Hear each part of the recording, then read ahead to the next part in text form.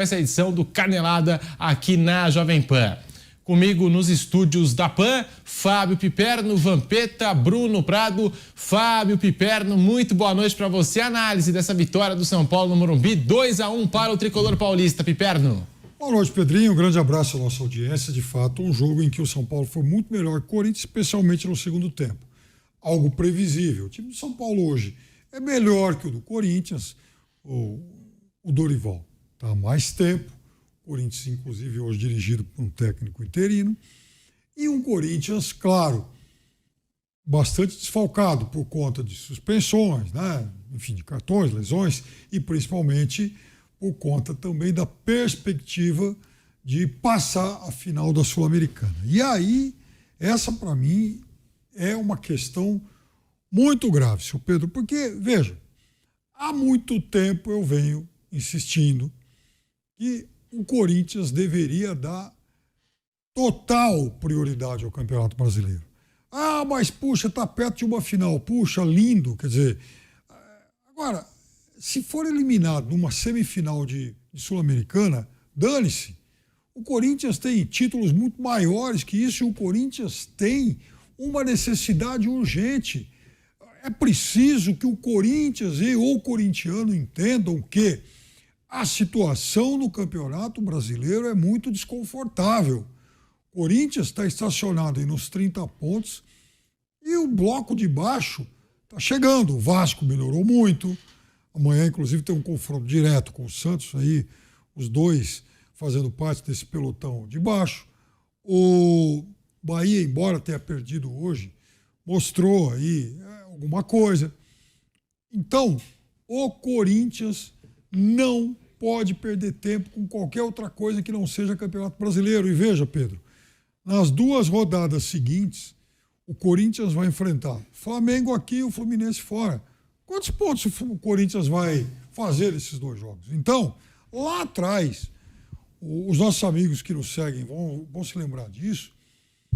Eu disse, inclusive, que eu imaginava que o Corinthians corria sério risco de chegar à 27ª rodada perto ou na zona de rebaixamento. O Corinthians, isso só não vai acontecer porque o Corinthians conseguiu aquela vitória meio ponto fora da curva contra o Botafogo. Mas o Corinthians corre o risco, Pedrinho, de chegar pertinho, colado aí no pelotão de baixo.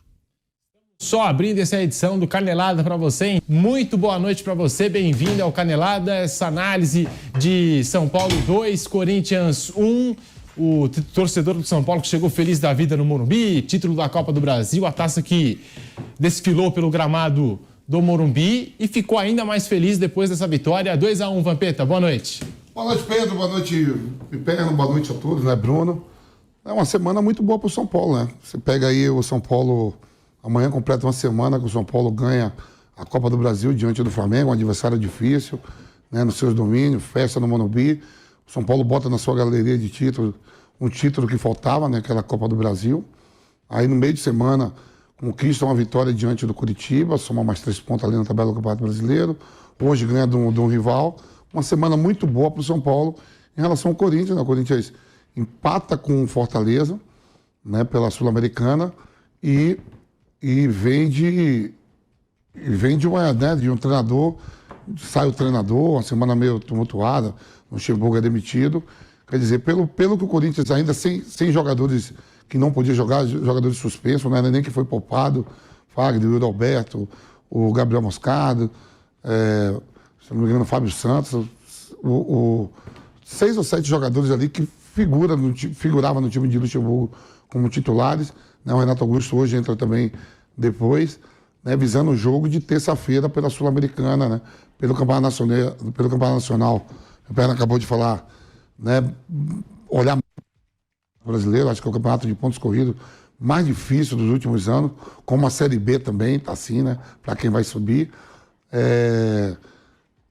3 pontos contra o Botafogo, mas o Goiás também ganhou do Botafogo. O Campeonato Brasileiro oscila. Você vê hoje, estava olhando com o Bruno ali, o Cuiabá que não vencia ninguém, o Fluminense foi com o time reserva. Se você pegar a escalação do time do Fluminense, é um time forte também. O time que foi escalado do Fluminense hoje, o Cuiabá soube aproveitar, né? Fez o terceiro, quase saiu o quarto. Quer dizer, um campeonato que varia muito. Eu acho que da 8ª colocação ali, que está o Atlético Mineiro para cima, é que vai se brigar por vagas, né, em competição sul-americana, como a Libertadores. Do Corinthians ali para baixo, Cuiabá para baixo, vai ser uma briga muito grande para ver quem vai ser os outros dois que vão ser rebaixados pela pontuação. Pelo que está sendo o Campeonato Nacional, acredito que o América Mineiro e o Coritiba já vai estar rebaixado. Aí vai ficar aquela briga ali, né? Corinthians, Santos, próprio Inter, que pode ir para uma final e brigar né, para não cair. Tem alguns clubes ali que estão ali tudo achatado. E diferença de 4, 5 pontos. 4, 5 pontos é um jogo. Você ganha um jogo, você fica ali a 2, 3, e daqui a pouco você perde o segundo. Então vai ter essas 13 rodadas que faltam, né? Agora faltam 13 para o Corinthians e para algumas outras agremiações, vai ser muito disputado mesmo. Eu acredito aqui, olhando a tabela, vou olhar com calma aqui, de algumas equipes para cima vão brigar. E outros vão brigar mesmo para não cair. Brigar por colocação de Libertadores e outra para não cair em times grandes, né? Você vê aí uma seção do Vasco subindo de produção, ainda está ruim também, assim, em pontuação, tá ali, mas já respirou. O Vasco, qualquer um de nós aqui, pegar o Vasco um mês atrás, a gente apontava que o Vasco era um sério candidato a cair mais até do que o América Mineiro. Hoje não. O Vasco amanhã tem um jogo contra o Santos, jogo importante, né? Ele pode voltar ou pode dar um passo grande. Se o Santos ganha, provavelmente, a depender que faça o Goiás na segunda-feira, o Vasco pode voltar à zona de rebaixamento. Amanhã confronto direto e com transmissão da Jovem Pan, Santos e Vasco da Gama. Bruno Prado, muito boa noite para você. Análise dessa vitória do São Paulo.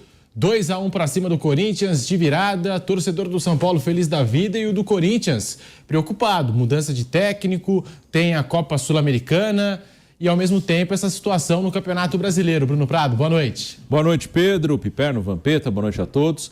É uma vitória normal do São Paulo, até nas escalações. São Paulo com seu time titular, o mesmo time que venceu o Flamengo na final da Copa do Brasil, né, que jogou o segundo jogo, o Diego Costa no lugar do Arboleda, que foi uma substituição logo no início do jogo contra o Flamengo. E o Corinthians, que já não vem bem com seu time titular, um novo técnico chegando e vários desfalques. Então, um Corinthians que foi até um adversário que o São Paulo não teve muito trabalho, não. O 2-1 não reflete bem, acho que um 3-1 seria mais dentro do que foi o jogo. O Corinthians fez um gol no início, marcando saída de bola, pressão, roubando a bola do São Paulo na saída do São Paulo. Fez o gol com o Romero, depois por alguns minutos ainda manteve a marcação adiantada e chegou a dar trabalho, mas depois recuou e não conseguiu mais sair. O Corinthians, várias vezes aconteceu isso durante o ano, quando ele marca muito atrás, ele não tem velocidade para sair, não tem um contra-ataque armado